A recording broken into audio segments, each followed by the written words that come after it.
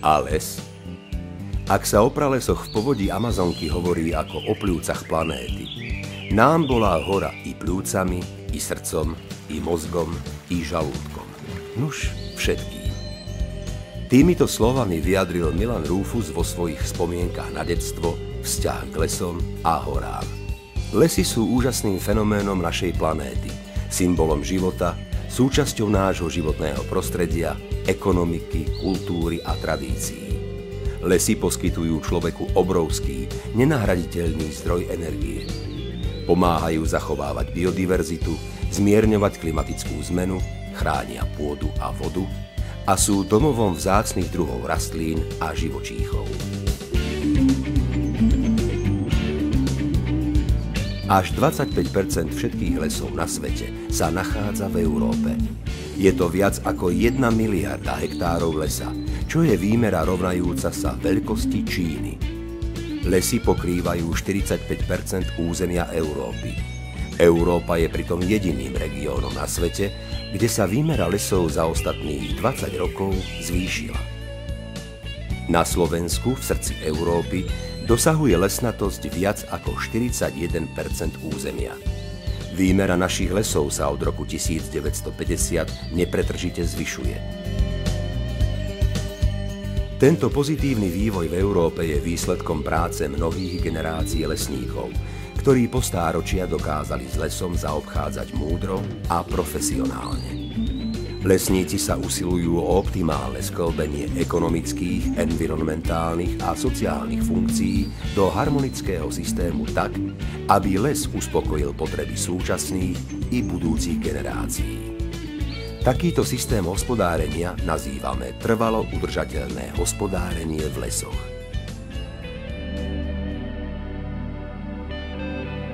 Lesy sú dôležitým zdrojom príjmov spoločnosti.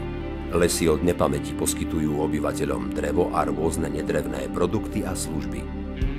Drevo sa využíva ako stavebný materiál na výrobu nábytku, papiera, hudobných nástrojov, ale aj drobných úžitkových predmetov a hračiek.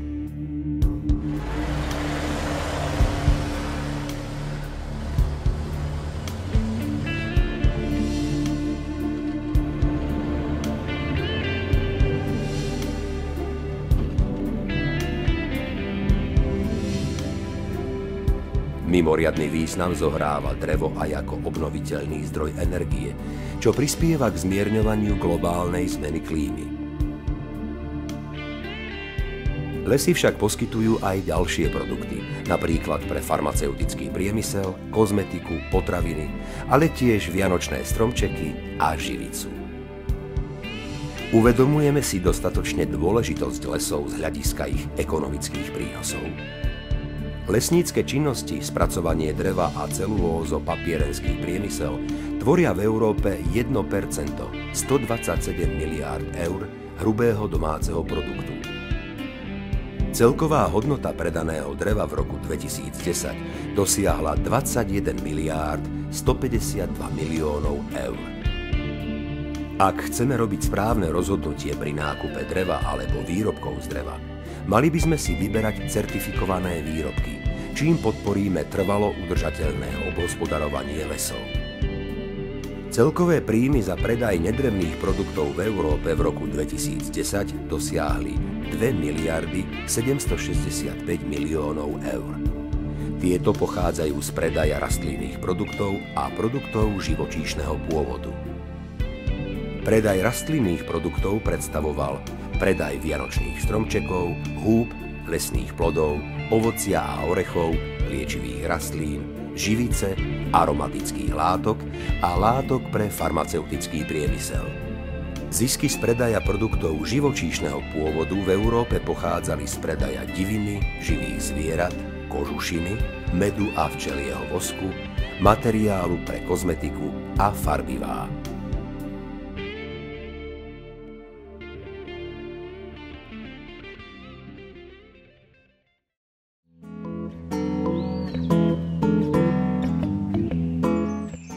Environmentálne funkcie lesov sú rozhodujúce pre naše zdravie a prospech celej spoločnosti.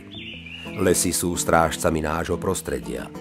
Predstavujú základný krajinotvorný a ekostabilizačný prvok. Lesné porasty podstatnou mierou zvyšujú kvalitu života v obytných i priemyselných zónach. Lesy trvalo poskytujú čistý vzduch a vodu, stabilizujú pôdu, pôsobia ako prevencia proti povodniam. Absorbujú a skladujú milióny tón uhlíka, čím prispievajú k zmierňovaniu klimatickej zmeny a prispievajú k ochrane domovov množstva druhov rastlín a živočíchov.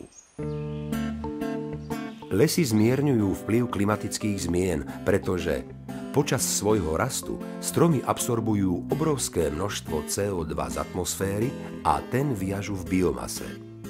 Uhlík je tak viazaný v predmetoch a stavbách s dlhou životnosťou, ako sú napríklad drevostavby.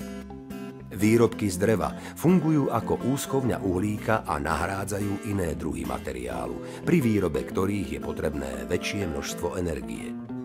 Lesy pomáhajú znižovať emisie skleníkových plynov. Uhlík nie je viazaný len v živých stromoch. Takmer 60% uhlíka je uloženého v pôde, 4,8 v mŕtvom dreve, 7,5% v opadanke a 23% v nadzemnej časti, ako sú listy, kmeň a konáre stromov. Lesy chránia pôdu pred eróziou. Lesy nadobúdajú mimoriadny význam najmä pri ochrane pôdy v horských oblastiach, strmých terénoch a polohách s extrémnymi klimatickými podmienkami. Koruny stromov, kríkov, bylinný a trávny kryt chránia pôdu pred odnášaním pôdnych častíc vetrom a vodou. Lesné porasty chránia tiež brehy tokov a nádrží pred priamou silou vodného prúdu a pred pôsobením vln. Lesy regulujú kolobeh vody. Lesy fungujú ako prírodné špongie. Regulujú odtok povrchovej a podzemnej vody. Zároveň sú to vysoko efektívne prírodné čističky vody. Pomáhajú chrániť kvalitu a kvantitu vodných zdrojov. Lesy poskytujú jedinečný životný priestor. Lesy sú domovom tisícok rastlinných a živočíšnych druhov. V Európe sa nachádza približne 37 miliónov hektárov chránených lesov s dôrazom na zachovanie biodiverzity. Výnimočným životným priestorom pre veľké množstvo vzácnych druhov, ako sú hmyz a bezstavovce, je aj mŕtve drevo. Zároveň je aj útočiskom, úkrytom a hniezdiskom pre cicavce, vtáky či iné druhy živočíchov.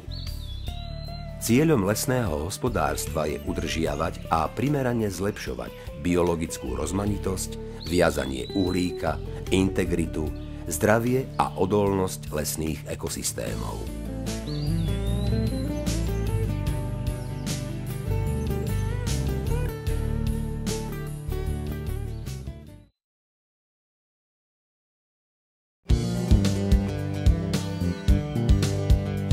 Lesy poskytujú množstvo úžitkov a benefitov pre spoločnosť.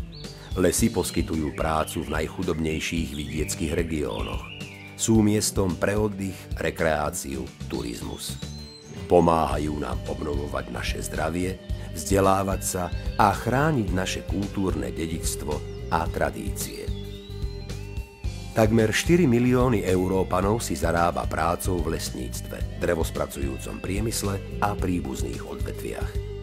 V roku 2010 pracovalo na Slovensku v odvetví lesného hospodárstva takmer 18 000 ľudí.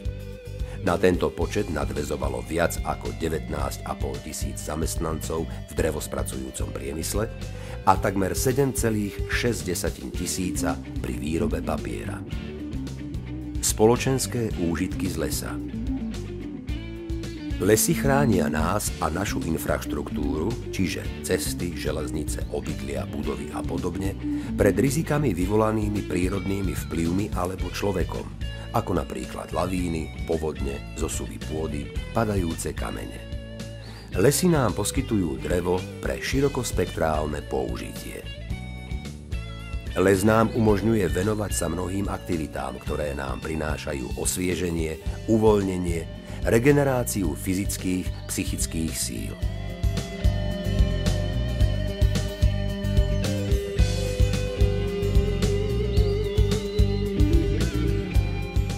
Okrem posilňovania zdravia nám umožňujú i poznávanie hodnôt, krás prírody a rozptýlenie. V lese sa môžeme venovať pešej turistike, cykloturistike, lyžiarskej turistike. Les nám umožňuje prechádzky, beh, cvičenie a meditáciu v pokojnom prostredí. Pri návrate do prírody sa organizmus človeka vracia do svojho pôvodného prostredia, čo sa prejavuje veľmi pozitívne na imunitnom systéme, zvýšení odolnosti voči stresu a zlepšení fyzickej a psychickej kondície.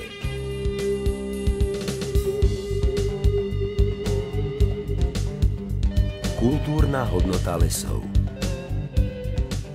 Les je priestorom pre oddych, ale aj edukáciu. Dotyk s prírodou rozvíja emocionálnu stránku, vnímavosť a empatiu človeka. Umožňuje človeku stíšiť sa a zabudnúť na bežné starosti. Zmyslové vnímanie lesa podporuje fantáziu a kreativitu. Lesy sú zdrojom inšpirácie pre umelcov a vedcov. Les je jedinečný tým, že umožňuje štúdium histórie, kultúry a tradícií, pretože už od nepamäti sa ľudská história spájala s mýtami a legendami o lesoch a ich obyvateľoch. V európskych lesoch bolo opísaných približne 1 milión lokalít s kultúrnou a spirituálnou hodnotou, pričom 75% z nich bolo klasifikovaných ako kultúrne dedičstvo. Lesník ako obhospodarovateľ lesa neustále hľadá harmonickú vyváženosť medzi ekonomickými, environmentálnymi a sociálnymi benefitmi lesov. Pri prevahe jednej z funkcií na úkor ostatných sa dôležitý súlad stráca.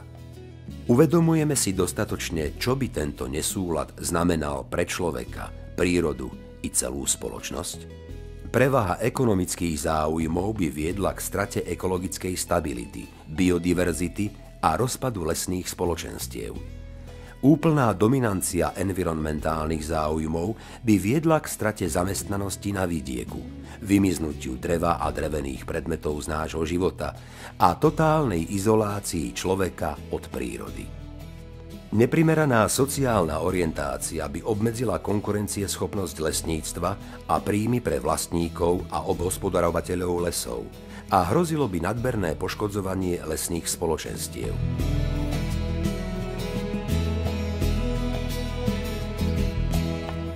A tak, ako je dôležité udržiavanie harmónie v ľudskom organizme, tak je dôležitá aj rovnováha medzi všetkými záujmami v rámci životodarného, ničím nenahraditeľného organizmu, ktorým je les.